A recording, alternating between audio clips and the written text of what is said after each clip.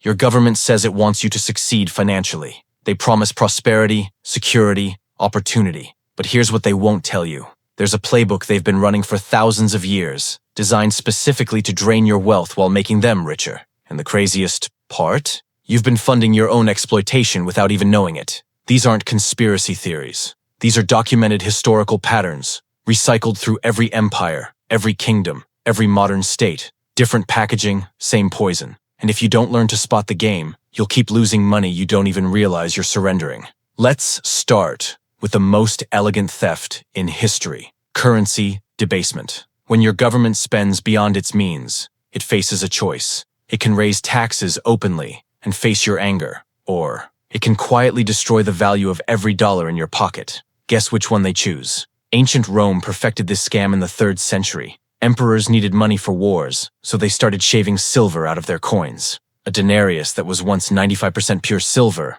eventually became mostly copper with a thin silver coating. The government acted like nothing changed, but everyone holding those coins got robbed. Prices exploded, savings vanished overnight, and wages couldn't keep pace. It was taxation by stealth, a silent mugging of the entire population. Here's the kicker. We're doing the exact same thing today, just with central banks printing money instead of melting coins. When the Federal Reserve creates trillions out of thin air, your purchasing power evaporates. But they call it quantitative easing or economic stimulus, so you don't connect the dots. The Middle Ages introduced another brilliant trick: forced loans. Kings in England, France, and Spain would ask wealthy merchants to lend money to the crown. Of course, saying no meant losing your property, paying massive fines, or worse. Sometimes the king promised to pay you back with interest. Sometimes he paid you back in worthless currency. And sometimes he just never paid you back at all. The monarchs got their wars and their palaces. The merchants lost their fortunes.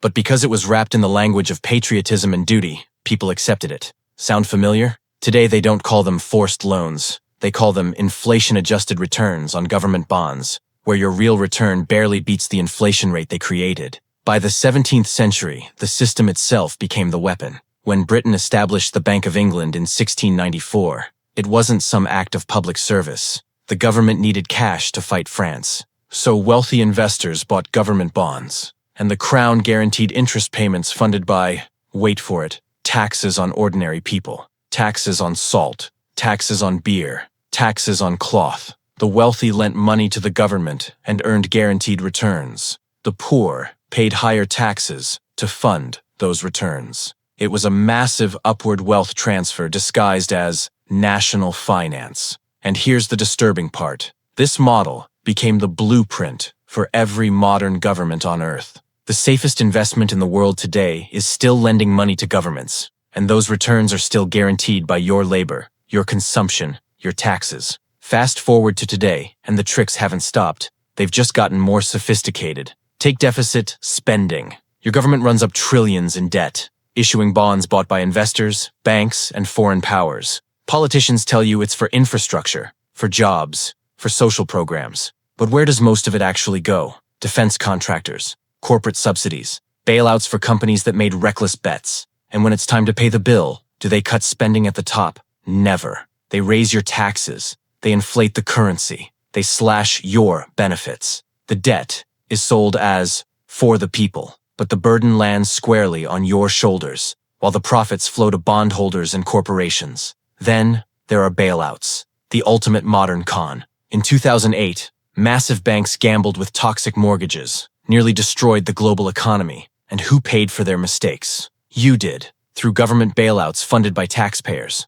And what happened to those banks afterward? They got bigger, more powerful, more concentrated. The phrase for this is simple: privatize the gains, socialize the losses. When they win, they keep the money. When they lose, you pay the bill. And they told you it was necessary to save the system. Whose system? Certainly not yours. Even your retirement is a sleight of hand. For decades, Americans have paid into Social Security and pension systems, trusting the money would be there when they retire. But here's what they don't tell you. The government doesn't save that money. They spend it immediately and leave IOUs in its place. The promise is that future taxpayers, that's your kids, will cover the cost when the bill comes due. It's literally a generational Ponzi scheme, wrapped in official language and government seals. It works fine until demographics shift, populations age, and suddenly the system is broke. Then they reform it by cutting your benefits, raising the retirement age, or inflating away the value of your payouts.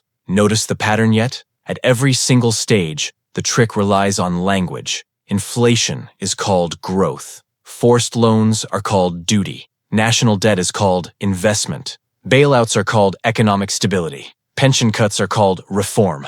The words hide the reality, a systematic transfer of wealth from you to them, from the bottom to the top, from the many to the few. And this trick works because most people never study economic history, never understand financial systems, and never see the trap until it's too late. In recent decades, the sophistication has only increased. Consider quantitative easing, a term you probably never heard before 2008. Central banks created trillions of dollars from nothing, buying government bonds and mortgage-backed securities to stabilize markets. And it worked for Wall Street. Asset prices skyrocketed. Stocks soared. Real estate exploded. Bonds surged. But who owns most of those assets? The wealthy, the top 1%. For the average household without significant investments, the benefits were almost zero, while the downside came in the form of distorted markets, rising costs, and growing inequality. The trick was that money creation saved the system for those at the top, while fueling inflation and stagnation for everyone else. Another modern trick is stealth taxation. Instead of raising income taxes directly, which would cause outrage, governments tax you through mechanisms you barely notice. Sales taxes, fuel duties, property taxes, and most of all, inflation. When prices rise faster than your wages, that gap is effectively a hidden tax on your savings and your purchasing power. Governments love inflation because it reduces the real value of their massive debts. But for you, it erodes your financial freedom. You might feel richer because your salary went up in dollar terms, but if your costs outpaced your earnings, you're actually losing wealth. This isn't a bug. This is the system. Inflation isn't an accident of economics. It's one of the most consistent tools governments use to shift the burden of their spending onto you without ever admitting it. Then, there's regulatory capture. On the surface, regulations exist to protect you. Financial rules, safety standards, consumer protections. But history shows us repeatedly that powerful industries end up controlling the regulators meant to oversee them. Railroads in the 1800s, oil companies in the 1900s, tech and finance today. They all shape the rules in their favor. The public sees protection. The insiders see profit. Competition gets crushed. Barriers to entry rise. And the largest players carve out loopholes that keep money flowing upward. Governments use regulation as theater to appear protective, while behind the curtain, corporations write the rules. War finance is yet another old game in a new uniform. During World War I and World War II, governments issued massive amounts of bonds, telling citizens it was their patriotic duty to buy them.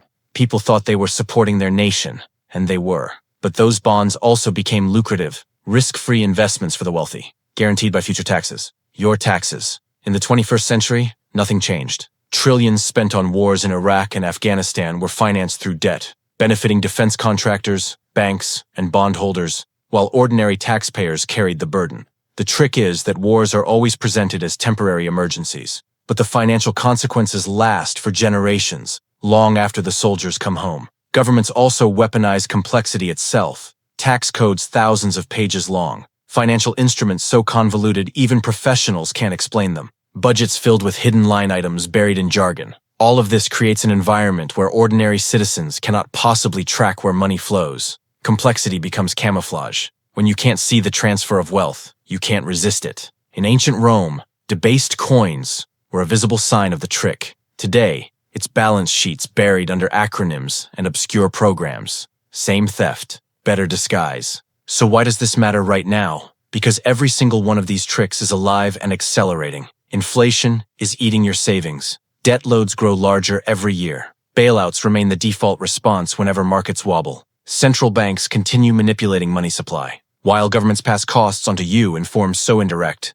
most people never connect the dots. The result is a system deliberately designed to keep you working harder for less real wealth, while the financial elite grows stronger and more entrenched. The lesson from history isn't just that these tricks exist, it's that they always return. When Rome debased its currency, citizens suffered. When kings forced loans, merchants lost fortunes. When modern states inflate and borrow, households bear the weight. Different centuries, same machinery. Different faces, same playbook. And here's the harsh reality. Most people will never escape these tricks because they don't even realize they're being played. They accept inflation as natural. They see taxes as inevitable. They view bailouts as acts of mercy. They trust government messaging instead of studying history. And that ignorance is the most powerful trick of all. When people forget the past, they can't recognize its repetition in the present. That's why governments and elites prefer a public uneducated in finance and history. Because financial literacy is resistance. Economic history is a weapon. If you understand the tricks, you become far harder to manipulate. So what should you actually do? First, always look beyond the headline. When governments announce stimulus packages, ask who profits first. When inflation rises, remember it's not bad luck, it's policy. When new regulations appear, ask who wrote them and who benefits most. Second, build wealth outside the traps. Hold assets that retain value even when currency doesn't. Third, never assume the system works for you just because it claims to. Systems exist to protect themselves and the powerful, not you. History doesn't repeat exactly, but if you don't understand it, it will crush you all the same. The financial tricks that bankrupted Roman citizens are the same ones draining your bank account today, just dressed in modern language and delivered through digital systems. The only difference is whether you recognize them in time. Knowledge is your only defense. History holds the answers. The question is, will you study it before it's too late?